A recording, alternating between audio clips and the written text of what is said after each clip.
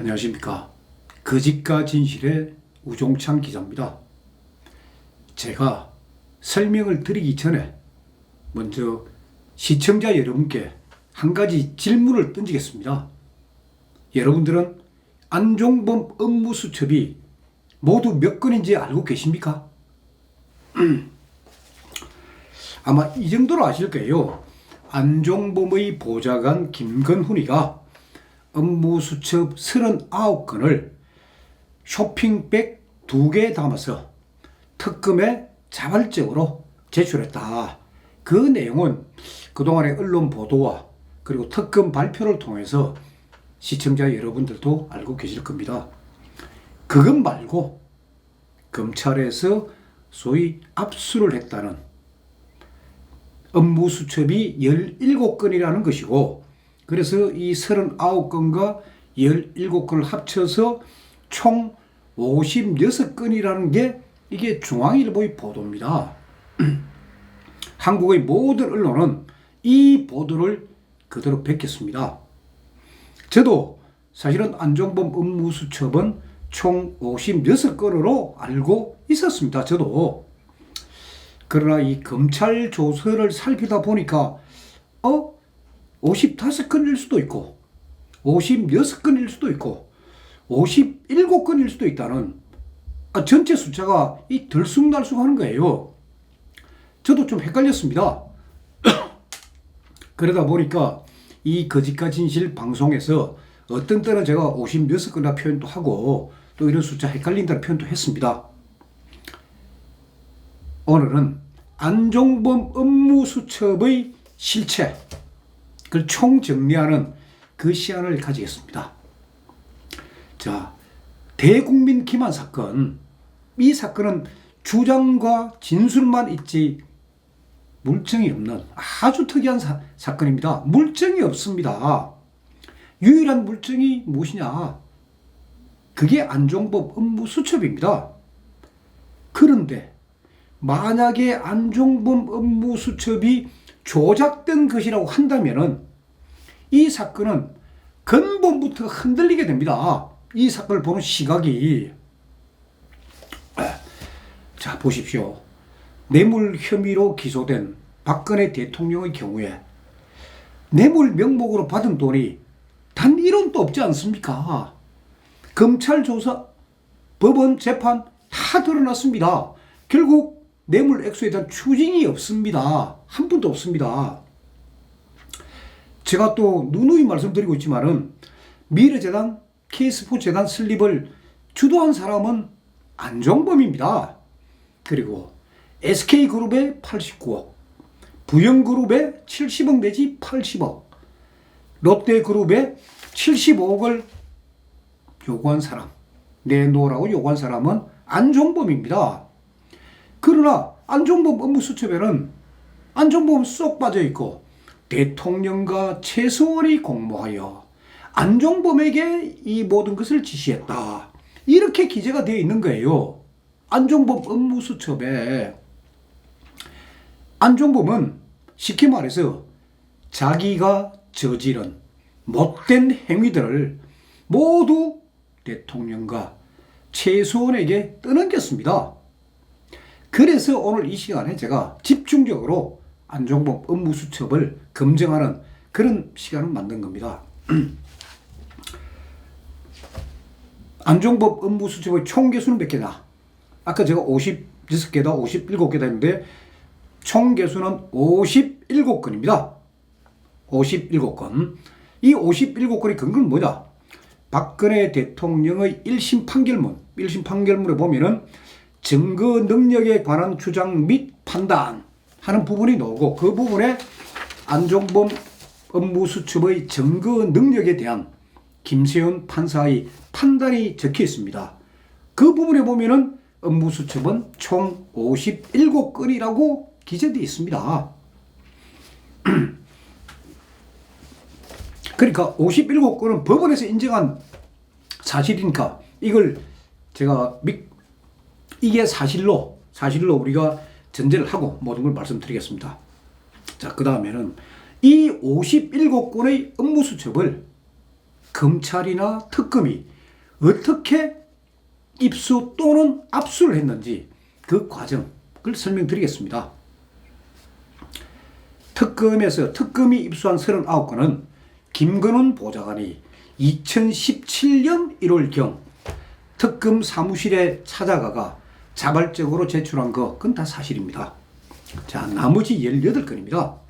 자, 나머지 18건은 검찰에서 입수 또는 압수했다는 것인데, 이 18건 가운데 11건은 안종범이 검찰에 구속되어 조사를 받고 있던 2016년 11월 7일에 그날 증거인멸 혐의로 역시 검찰 조사를 받아야 되는 김건훈이 검찰에 출두하면서 지참하고 있었던 거예요. 11건은 지참하고 있다가 검찰에 제출한 겁니다.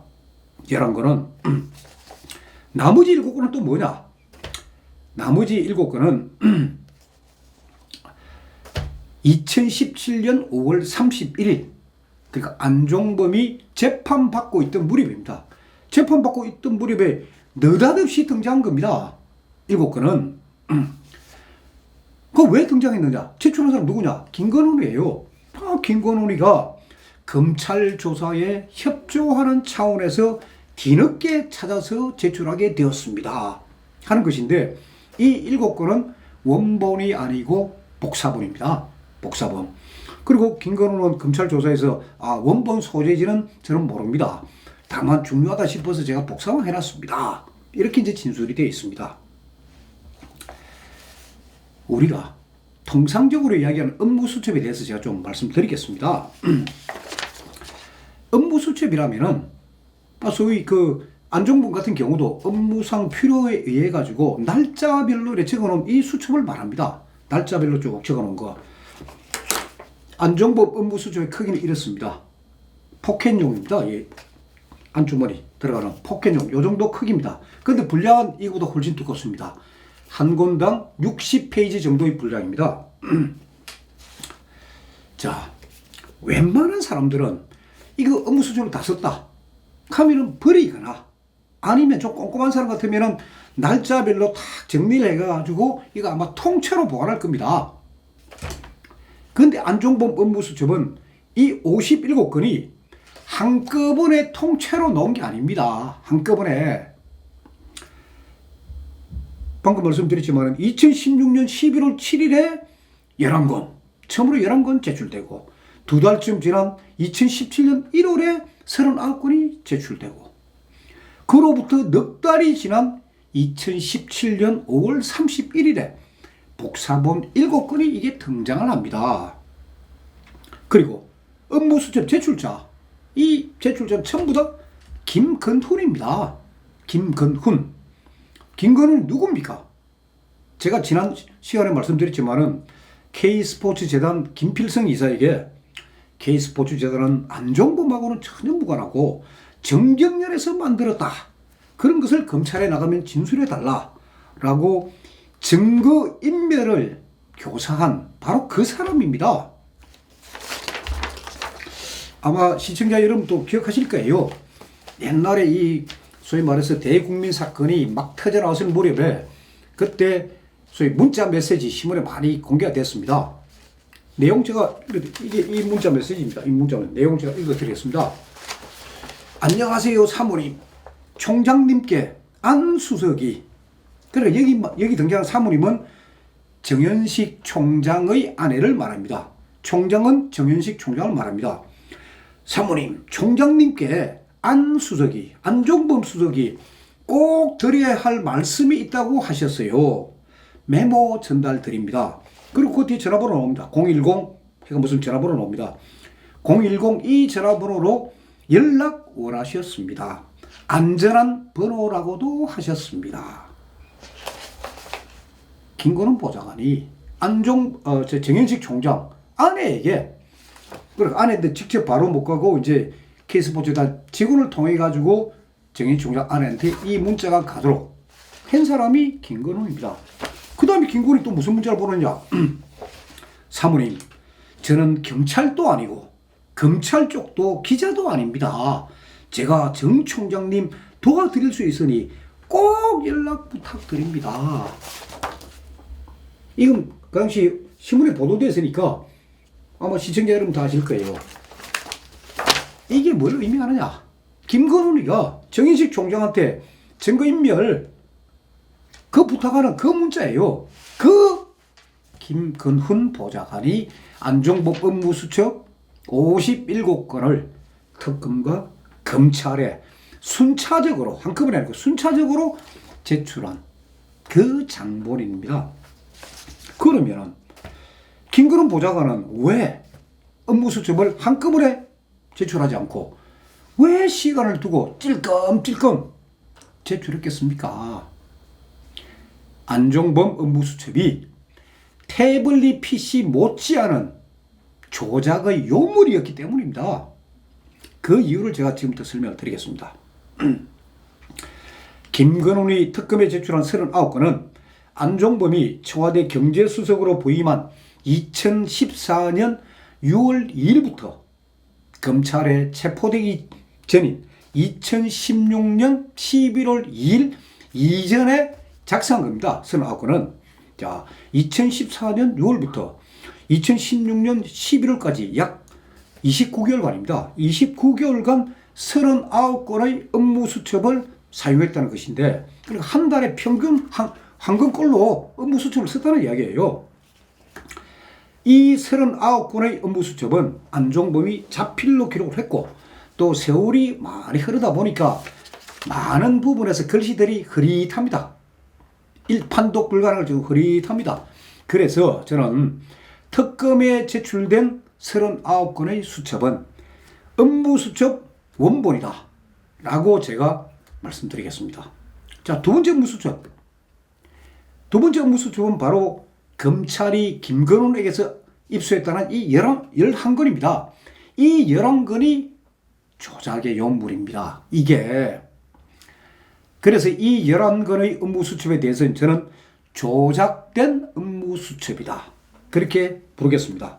그리고 세 번째 업무수첩 7건, 그건 복사본입니다. 그래서 저는 세 번째 업무수첩은 복사한 업무수첩이다. 이렇게 부르겠습니다. 그러니까 안종범 업무수첩을 뭐 뭉뚱거려가지고 뭐 56건이다 57건이다 할 게 아니고 원본 업무수첩 39건, 조작된 업무수첩 11건, 그리고 복사한 업무수첩 7건 이렇게 분류해서 봐야 됩니다. 11건의 업무수첩이 그럼 조작됐다 하는 그 내용, 그건 검찰 조서에 기록이 되어 있습니다. 검찰 조서에.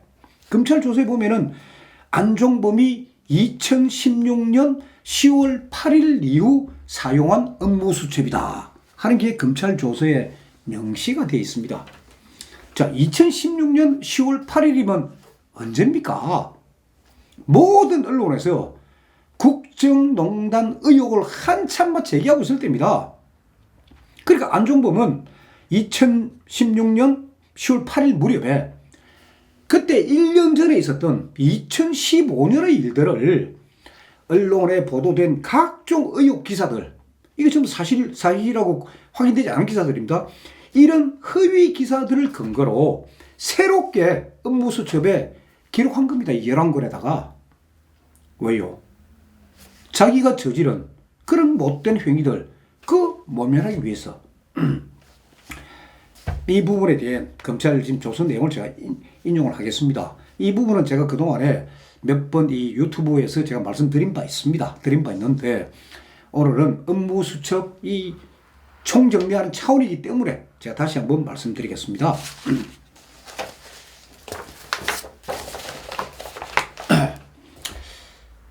안종범은 2016년 11월 7일에 피의자 신문을 받고 그때 조서를 기록합니다. 조서 내용이 이렇게 기록이 됩니다. 제4회 피의자 신문 조서입니다. 있습니다. 이때 안종범을 신문한 검사는 서울중앙지검 소속 김민형 검사입니다. 그래서 김민형 검사가 탁 묻습니다. 자, 이 부분은 피의자의 주거지에서 압수된 업무수첩에 기재된 내용과 동일하지요? 하고 우리 묻습니다. 자, 검사 이 신문 아주 잘못된 내용입니다. 왜? 김민영 검사가 안종범에게 보여준 것은 김근훈에게서 입수한 11건의 업무수첩입니다. 11건 안종범 집에서 압수한 그 업무수첩이 아닙니다. 김근훈한테 입수한 그 11건을 보여주면서 내용과 동일하지요? 하고 묻습니다. 자, 그 다음 문장에 탁 보면 그렇습니다. 이때 피의자의 주거지에서 압수된 업무수첩 가로 열고 2016년 10월 8일 이후 사용분 2016년 10월 8일 이후 사용분 중 해당 기재 부분을 보여주며 이게 무슨 이야기냐? 이게 이제 검찰에서 이런 신문을 할 때 쭉 신문을 하다가 이제 증거나 물증을 제시합니다. 검찰이 제시할 때 그때 신문 조서에다가 이때 검사는 이런 걸 보여주며 하는 걸 표시를 해 놓습니다. 그래서 김민영 검사가 요 안종범 업무수첩 2016년 10월 8일 이후 사용분을 탁 보여줬다는 그거예요. 보여주면서 자 이렇게 탁 보여주고 난 뒤에 이 질문을 아까 질문 내용과 동일하지요 하는 질문하고 이걸 보여준 거예요. 이 질문에 안종범은 이렇게 대답합니다. 예, 그렇습니다. 제가 2016년 이 연도를 잘 들으셔야 됩니다. 2016년 10월 12일 본건 관련된 흐름을 정리하면서 제 수첩에 기재를 하였는데 방금 보여주신 그 부분에 전반적인 내용이 나와 있습니다. 그 다음 또 2015 딱 나와요. 2015 나오고 가로를 딱 쳐놨어요. 조서의 가로를 이 김민영 검사의 조서의 가로를 쳐가 딱 써놨어요. 뭐라고 써놨냐? 2015 가로치고 수첩에 2016년으로 되어 있는데 이는 오기다. 안종범이가 잘못 쓴 거다. 라고 김민영 검사가 날짜 이게 틀렸다는 부분을 아주 친절하게 조서에 바로 잡았다 하는 걸 딱 기록해 놓은 거예요. 자, 2015년 2월 24일 메세나 모임을 하였고 이어서 2015년 7월 24일 창조혁신센터장 및 후원기업 대표 간담회가 개최되고 곧이어 2015년 7월 24일 및 2015년 7월 25일 양일에 걸쳐가지고 총 7개의 기업을 대통령께서 1대1로 독대하신 내용이 위 수첩에 기재되어 있습니다. 독대한 기업으로는 7월 24일 현대차, CJ, SK 이렇게 세 군데, 7월 25일에는 삼성, LG, 하나, 한진 이렇게 네 군데입니다. 이게 검찰 조서에 기록된 내용이에요. 자, 안종범 이 진술 다시 한번 딱 뜯어보겠습니다. 하나하나 해체해서 제가 설명해 보겠습니다. 자, 안종범이 이 11건의 수첩에 기재한 내용은 2016년 10월 12일에 본건, 이게 검찰 조서에 이제 본건을 표현하는데 본건은 뭐냐면 국정농단 사건을 말합니다. 이거 그걸 뜻합니다. 자, 본건과 관련된 흐름을 정리하면서 기재했다. 무슨 말일까 이게? 2016년 10월 12일 무렵에 1년 전에 있었던 2015년 2월 24일 그리고 2015년 7월 24일, 7월 25일 그때 있었던 대통령과 7개 기업 총수와의 단독 면담 내용을 안종범이 뒤늦게 기록했다. 그 이야기예요. 그렇게 1년 후에 기록을 하다 보니까 업무수첩에 2015년이 2016년으로 기재가 되어 있고 연도 표시도 잘못된 거예요. 자, 안종범이 1년 전의 일을 1년 후에 업무수첩에다가 기록을 했다. 그런 취지로 딱 진술을 하면은 김민영 검사는 안종범에게 그 이유, 그 의도 당연히 그건 추궁해야 됩니다. 아니 왜 1년 전의 일을 1년 후에 기록했느냐? 그 이유 물어봐야 됩니다. 그러나 김민영 검사는 안종범을 추궁하지 않습니다.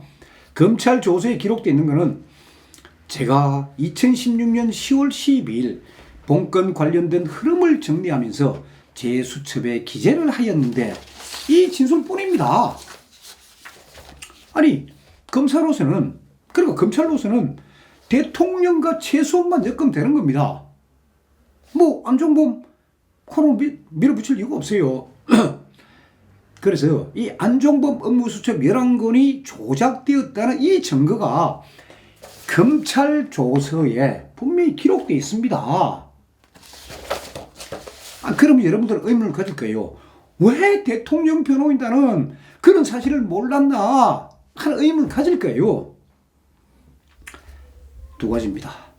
하나는 기록이 방대했기 때문입니다. 기록이 방대하고 그 기록 중에 한 50%는 허위 언론 기사고 그것도 안 읽을 수 없으니까 다 읽어야 되고 거기에다가 일주일에 4번씩 재판이 열렸습니다. 대통령은.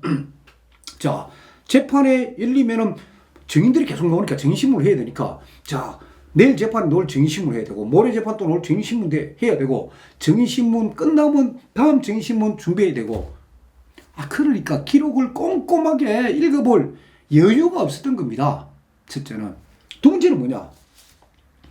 검찰이 업무수첩 전부를 안 보여줬습니다. 업무수첩 전부를. 대통령 변호인단이 욕을 하고 이영재 변호사가 욕을 하니까 아까 와서 보세요 하고 일부만 보여줬습니다. 일부만 보여줬는데 자 38건짜리 원본 업무수첩을 보여준 것인지 11건짜리 조작된 업무수첩을 보여준 것인지 7건짜리 복사본을 보여준 것인지 이걸 구분해서 보여줘야죠. 구분해가 그냥 업무수첩에가 확 주고 봐라 이거예요. 그러면 변호인들을 보는 건 뭡니까? 야, 이게 진짜 안종범 자필이 맞느냐? 혹시 뭐 수정된 흔적이 없느냐? 그런 부분만 보지. 야, 이게 39건의 일부다. 이거는 11건의 일부다.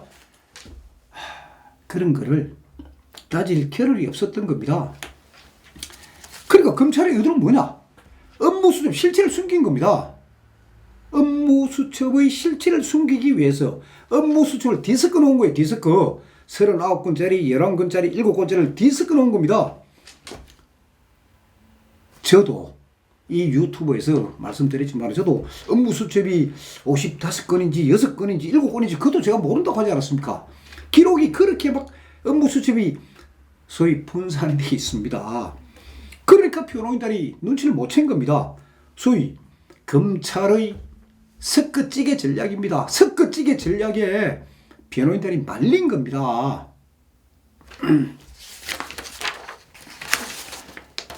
자, 중요한 거는 이 조작된 11건의 업무수첩 내용 그리고 제가 말씀드려요. 39건짜리 원본 업무수첩 내용 이게 같으냐 다르냐 그만 보면 될 거 아닙니까? 그러나 상당히 다릅니다. 그 부분에 대해서는 제가 다음 시간에 집중적으로 얼마나 다른지 그걸 제가 쭉 설명을 해드리면 결국 SK89 사건, 롯데 75억 사건 얼마나 조작된 것인지 알 수 있습니다. 오늘 이 시간에 제가 이제 시청자 여러분들께서 가장 궁금해하는 게 이제 대통령의 건강입니다. 저한테 무리가 많이 옵니다. 그런데 그래서 저는 대통령을 면할 수는 없습니다. 면할 수도 없고 저는 잘 모르지만은 제가 이제 교도관들 통해 가지고 이제 취재를 해보니까 대통령께서는 이 어깨, 허리, 무릎 통증 그런 뭐 여전히 조금 통증이 있으신 모양입니다. 그러나 아주 강인한 정신력으로 지금 병원에도 안 가십니다. 혼자 딱 꼿꼿하게 버티고 계십니다. 입 딱 다물고. 그리고 이 대통령 국선 변호인단에 대해서 제가 조금 말씀드리겠습니다. 박근혜 대통령 항소심 재판에서 국선 변호인 3명이 선정되었습니다. 3명. 권태섭 변호사, 김효선 변호사, 김지혜 변호사입니다. 서울 고등법원에 등록되어 있는 국선 변호사가 총 10명입니다. 이 10명 중에서 3명을 이제 서울 고등법원 형사 제4부 김문석 부장판사께서 이 3분을 대통령 국선 변호인으로 선임하신 겁니다. 이분들 중에서 제일 좌장, 나이도 많고 경력이 가장 오래되신 분이 권태섭 변호사입니다. 이 권태섭 변호사는 경북 문경 출신이고 그리고 연세대 법학과를 나온 분입니다. 그리고 제가 알아보니까 이 고등법원에서 국선 전담 변호만 10년 이상을 하신 분입니다. 그러니까 상당히 능력 있고, 그리고 참 이 피고인들한테서 상당히 또 신뢰를 받고, 그런 아주 성실한 분이라고 제가 쭉 들었습니다.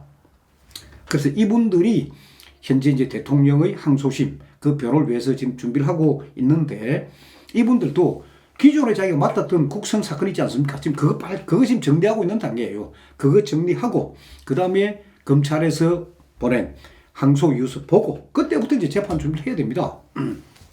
그리고 제가 지난번 시간에 대통령을 위한 백인의 변호인단 하는 걸 제가 제의를 드렸습니다.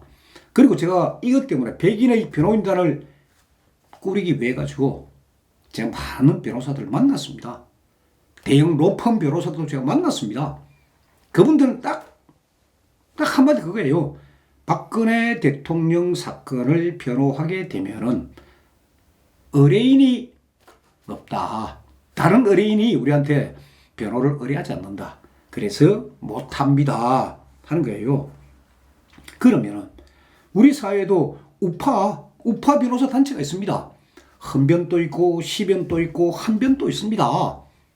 그분들하고 제가 그분들에게 협조를 구했습니다.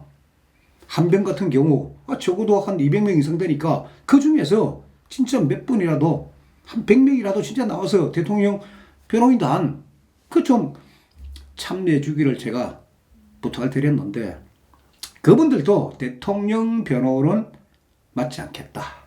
그런 의사를 밝혔습니다. 이게 우리 현실입니다. 이게 그분들 우리 욕할 게 아닙니다.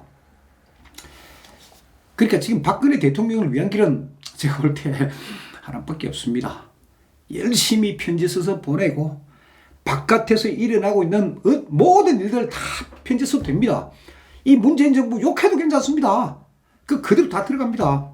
보내고, 그리고 토요일마다 열리는 태극기 집회에 그게 한 사람이라도 더 참가해서 더 많이 참가해가 태극기 흔드는 거, 그 외에는 제한 수단이 없는 것 같습니다. 지금 안 그래도 뭐 남북 정상회담 때문에 완전히 지금 박근혜 대통령 재판은 완전 블랙홀로 빨려 들어가 가지고 거의 관심도 없는데 뭐 어쩌겠습니까? 이게 현실입니다.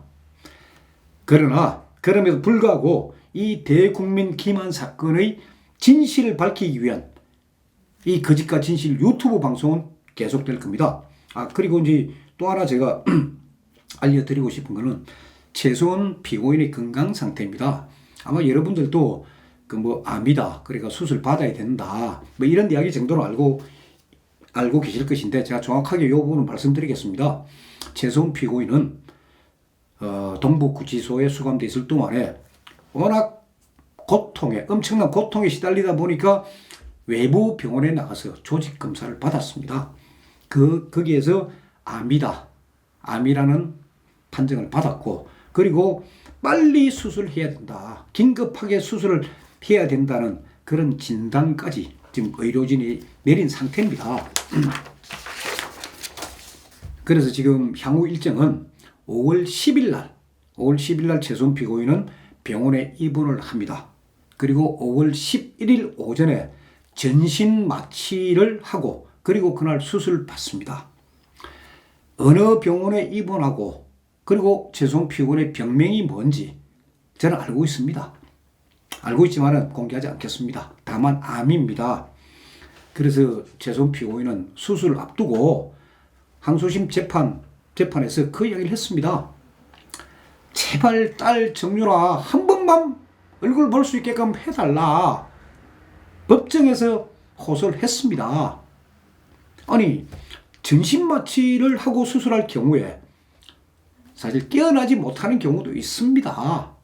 그러니까 그런 부분을 염두에 두고 최소한 피고인은 그런 사정들을 다 법정에서 호소를 하고, 딸 정유라, 그러니까 구속되고 2016년 10월 31일 날 긴급 체포돼가 구속된 이후 지금까지, 그러니까 1년 6개월 동안 딸 정유라 얼굴 한번 못 봤습니다.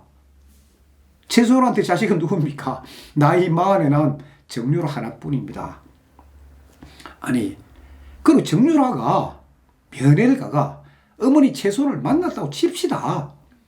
아니 그럼 두 사람이 무슨 증거를 인멸할 게 있고 무슨 말을 맞출 게 있겠습니까? 이미 지금 다 드러났는데. 자, 최수원 피고인의 참 어머니로서의 애타는 호소입니다. 수술실에 들어가기 전에, 수술실에 소위 들것에 실려 들어가기 전에 딸 한 번 얼굴 봤으면 좋겠다는 거. 자, 그런 요구를, 그런 애타는 호소를 대한민국 검찰은 막고 있습니다. 대한민국 검찰은, 아니 대한민국 검찰이 그 정도로 그 참 나이 40에 난 딸을 보고 싶다고 그 호소하는 그런 어머니 심정을 이해 못 해주는 그런 냉혈한 집단입니까? 저는 그런 말씀을 좀 드리고 싶습니다. 물론 어떻게 될지는 모릅니다. 아직 이제 5월 10일 날 병원에 입원이니까 아직 시간은 있습니다. 시간은 있는데 지금 뭐 재판부로서도 뚜렷하게 결론을 내린 거 아니고 사실관계를 확인해 보겠다 하고 있고, 지금 동부구치소 당국은 검찰만 허락하면은 언제든지 면회된다는 입장이고, 검찰은 막고 있는 거고, 지금 그런 상황입니다. 대한민국 검찰 진짜 냉혹합니다. 오늘은 여기까지 하겠습니다. 감사합니다.